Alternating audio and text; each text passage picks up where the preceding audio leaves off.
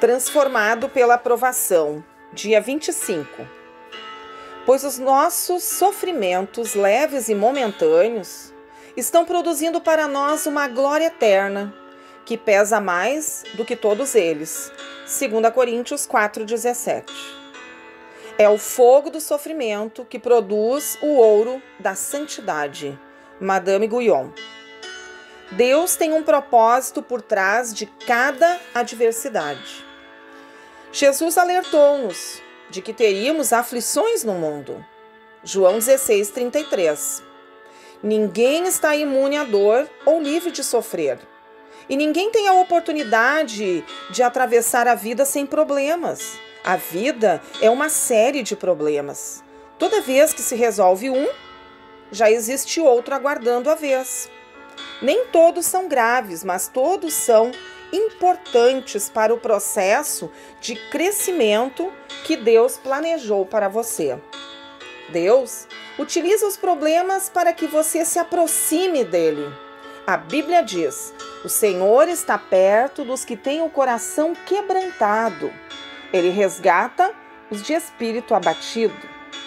É durante os períodos de sofrimento que aprendemos a fazer orações mais sinceras, autênticas e honestas a Deus. Quando sentimos dor física ou emocional, não temos disposição para orações superficiais. Apenas quando sofremos é que o conhecemos. No sofrimento, aprendemos coisas a respeito de Deus que não podemos aprender de nenhuma outra forma. Deus poderia ter livrado José da prisão e Daniel da cova dos leões, poupado Jeremias de ser lançado no poço de lama, impedido os 3 naufrágios de Paulo e evitado que os 3 jovens hebreus fossem jogados na fornalha em chamas. Mas não o fez. Permitiu que esses problemas acontecessem e em decorrência deles, cada um desses homens foi trazido para mais perto de Deus. Os problemas obrigam-nos a olhar para Deus e a depender dele, em vez de confiar em nós mesmos. Você nunca saberá que Deus é tudo o que você precisa, até que ele seja tudo o que você tiver. Independentemente da causa, nenhum problema acontece sem a permissão de Deus. Tudo que ocorre na vida de um filho de Deus é filtrado pelo Pai.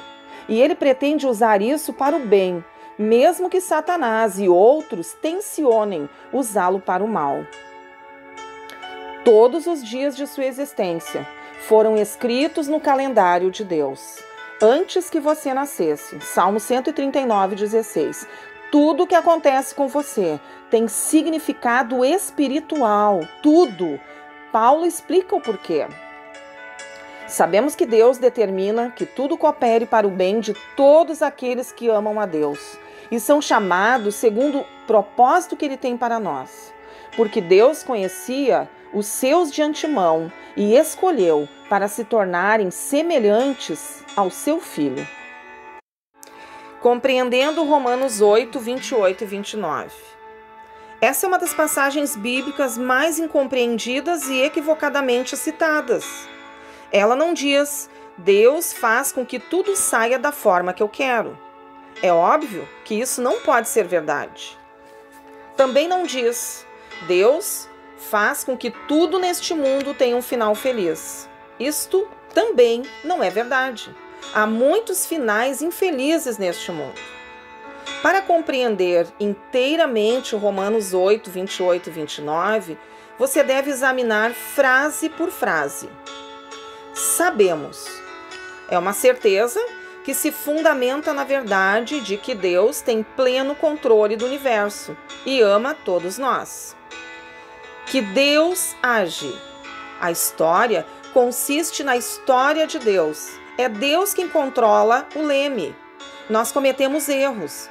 Deus, porém, jamais se engana. Ele não pode cometer erros porque é Deus.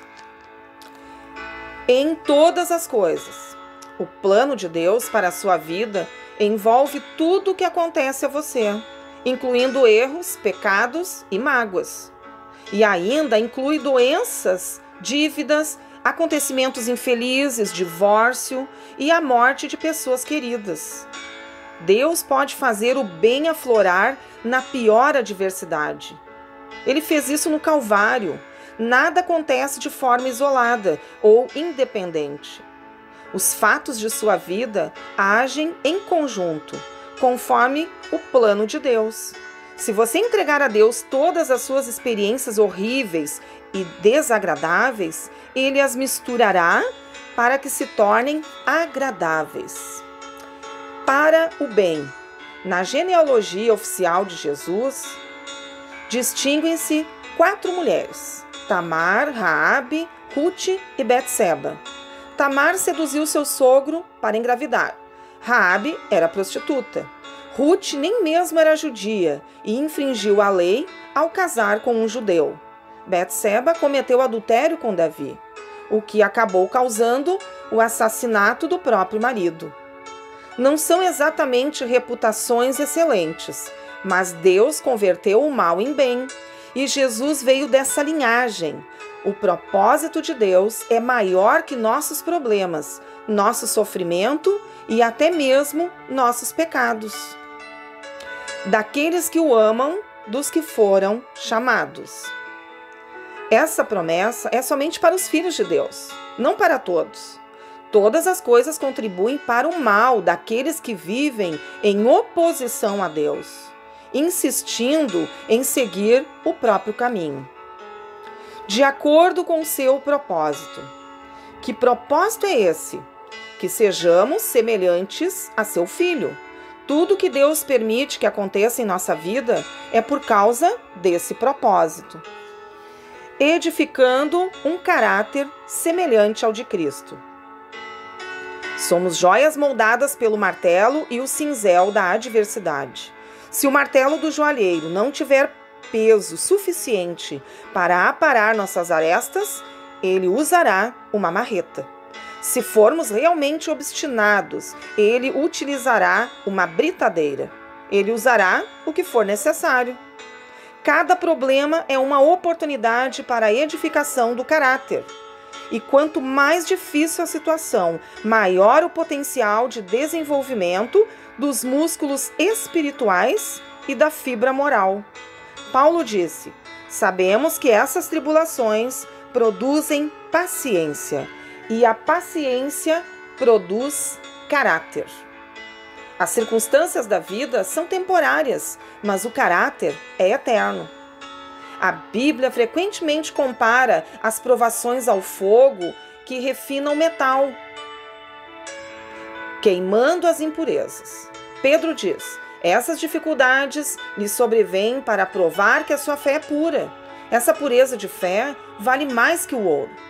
Foi feita a seguinte pergunta a um ourives: como você sabe que a prata é pura? Ele respondeu: quando vejo o meu reflexo nela. Quando você é refinado pelas provações, as pessoas podem ver o reflexo de Jesus em você.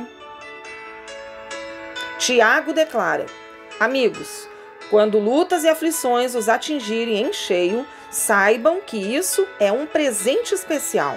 Vocês verão como a fé será fortalecida e como terão forças para continuar até o fim. Deus pretende torná-lo semelhante a Jesus. Por isso, o fará passar pelas mesmas experiências que Jesus passou: solidão, tentação, estresse, críticas, rejeição e muitos outros problemas. A Bíblia diz que Jesus aprendeu a obedecer por meio do sofrimento, pelo qual também foi aperfeiçoado, reagindo aos problemas como Jesus reagiria. Os problemas não produzem automaticamente o que é pretendido por Deus. Muitas pessoas tornam-se ainda mais amargas em vez de melhorar e nunca crescem. Você deve reagir da forma que Jesus reagiria. Lembre-se de que o plano de Deus é bom. Ele sabe o que é melhor para você e visa apenas a seu bem. O Senhor disse a Jeremias: porque sou eu que conheço os planos que tenho para vocês, diz o Senhor, planos de fazê-los prosperar, não de causar dano, planos de dar a vocês esperança e um futuro. Jeremias 29, 11. É vital que você se mantenha concentrado no plano de Deus, não no problema ou no sofrimento. Foi assim que Jesus suportou a dor na cruz, e somos exortados a seguir seu exemplo. Mantenham o olhar firme em Jesus, nosso líder e orientador. Ele esteve pronto a padecer uma morte vergonhosa na cruz, por causa da alegria que sabia que depois ia ter. Corrie ten Boom, que sofreu num campo de concentração nazista, explica o poder do foco. Se você olhar para o mundo, ficará aflito. Se você olhar para você mesmo, ficará deprimido. Mas se olhar para Cristo, descansará. O foco determinará seus sentimentos.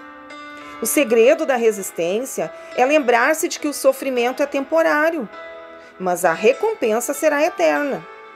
Moisés suportou uma vida de tribulações, porque contemplava a sua recompensa.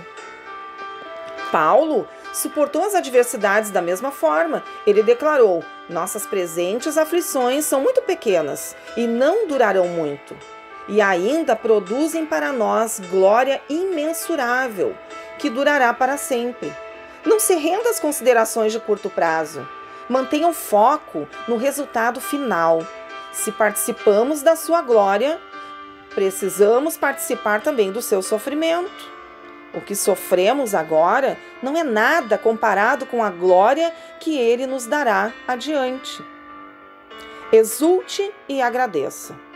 A Bíblia diz: deem graças em todas as circunstâncias, pois esta é a vontade de Deus para vocês em Cristo Jesus. Como isso é possível?